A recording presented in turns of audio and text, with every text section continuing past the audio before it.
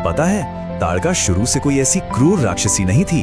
एक वक्त था जब वो यक्षों के राजा सुकेतु की एक बेहद सुंदर राजकुमारी हुआ करती थी। तो फिर एक राजकुमारी से लेकर एक श्रापित विधवा और आखिर में एक डरावनी राक्षसी बनने तक का सफर, ये पूरा पतन कैसे हुआ? ये वाकई में एक बेहद दर्दनाक कहानी है। इस पतन की शुरुआत होती है एक बहुत ही गहरे पारिवारिक विवाद से। देखिए, एक तरफ थे राजा सुकेतु, जो बाकी पिताओं की तरह अपनी बेटी के लिए राजपाट, धन दौलत और एक ऊंचा कुल चाहते थे।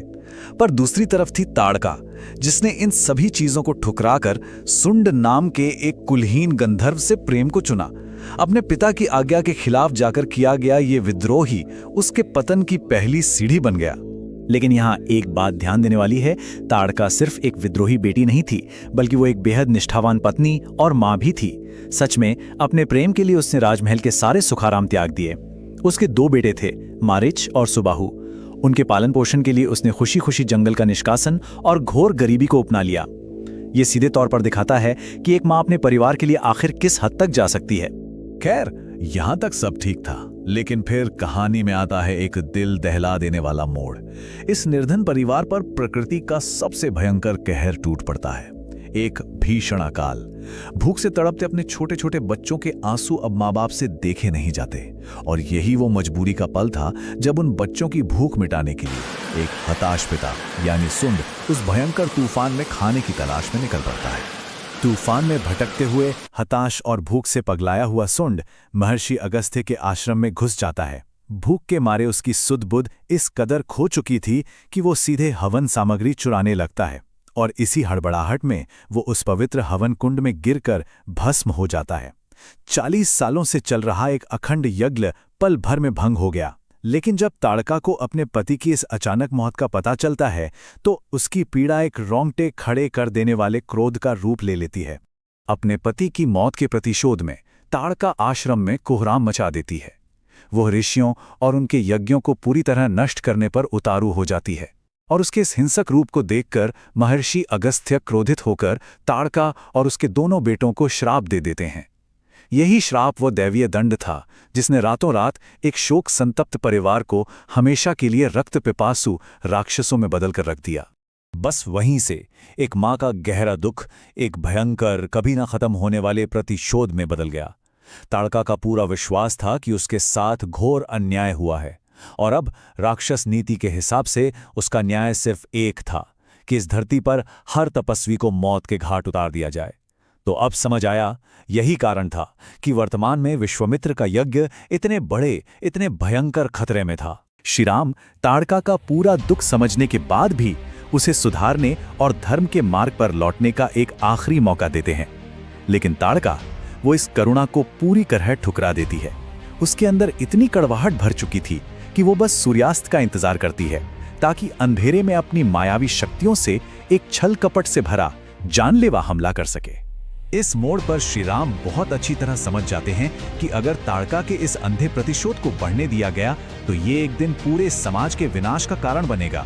उनका तर्क बिल्कुल स्पष्ट था, किसी के भी साथ हुए अन्याय का बदला निर्दोषों की जान लेना नहीं हो सकता। ताड़का का दर्द अपनी जगह सच्चा था, बिल्कुल था, लेकिन उसका रास्ता पूरी तरह से गलत था, और इसीलिए इस तबाही को रोकना ही सबसे बड़ा धर्म था। और फिर आता है इस टकराव का वो आखिरी चरम बिंदु। जब ताड़का का अंत निश्चित हो गया तो श्री राम ने इस पूरे कार्य को किसी के वध के रूप में देखा ही नहीं। एक बहुत ही प्रभावशाली बात उन्होंने कही जिसने पूरी घटना का नजरिया ही बदल दिया। उन्होंने कहा कि एक राक्षस का अंत करके वो दरअसल सालों के श्राप और पीड़ा से तड़प रही एक माँ की आत्मा को मुक्ति दिला रहे थे। ये सिर्फ एक प्रहार नहीं था, ये उसका आध्यात्मिक उद्धार था। युद्ध खत्म होने के बाद धूल छटने पर जो मंजर था वो बेहद मार्मिक है। सोचिए, ताड़का के अपने ही सगे बेटे मारीच और सुबाहु अपनी मां के मृत शरीर को लेने तक आगे नहीं आए। डर के मारे सब छोड़कर भाग गए। ऐसे में श्री राम खुद आगे आते हैं और एक सगे पुत्र की तरह पूरे सम्मान के साथ ताड़का का अंतिम संस्कार करते हैं। उनकी इसी करुणा ने ताड़का को उस श्रापित जीवन से निकालकर परम मोक्ष की प्राप्ति करवाई। इस कथा का ये पड़ाव ताड़का की आत्मा की एक बेहद गहरी कृतज्ञता, एक शुक्रगुजारी के साथ पूरा होता है। दशकों की पीड़ा, गुस्सा और उस डरावने श्राप के बाद आखिरकार उस आत्मा को शांति मिल ही गई। श्री राम की इस अपार करुणा ने उस आत्मा के लिए मोक्ष के द्वार खोल दिए जिसे बाकी सारी दुनिया सिर्फ और सिर्फ एक खूंखार राक्षसी मानती थी। क्षमा और मर्यादा का इससे बड़ा उदाहरण शायद ही कहीं देखने को मिले। लेकिन दोस्तों, कहानी यहां पूरी तरह खत्म नहीं होती। अब हमारा ध्यान जाता है उन बेटों पर जो अपनी मां की लाश छोड़कर भाग गए थे। राक्षस राज रावण ने भी उन्हें पूरी तरह बेसहारा छोड़ दिया था। तो अब दोनों भाई बिल्कुल अकेले पड़ चुके थे और अब इन दोनों की मानसिकता बिल्कुल अलग दिशा में जा रही थी। एक तरफ सुबाहु के सिर पर अपनी मां की मौत का प्रतिशोध का खून सवार था, तो दूसरी तरफ मारीच श्रीराम के उस असाधारण प्रहार को देखकर इतना खौफजदा था कि वो बस जल्द से जल्द लंका भाग जाना चाहता था। श्रीराम की असीम शक्ति को देखने के बाद दोनों भाइयों को एक बात तो समझ आ गई थी कि शारीरिक बल से राम को हराना बिल्कुल असंभव है। इसीलिए सुबाहु एक नया और बहुत ही कुटिल अंधकार भरा षड्यंत्र रचता है। उसका प्लान ये था कि राम पर सामने से हमला करने की भूल कभी मत करो। इसके बजाय महर्षि विश्वामित्र के उस पवित्र यज्ञ को नष्ट करो, क्योंकि अगर यज्ञ भंग हुआ तो श्री राम का ऋषियों की रक्षा करने का वो अनमोल वचन टूट जाएगा। और हम सब जानते हैं कि रघुवंश में वचन का टूटना मौत से भी बढ़कर माना जाता है।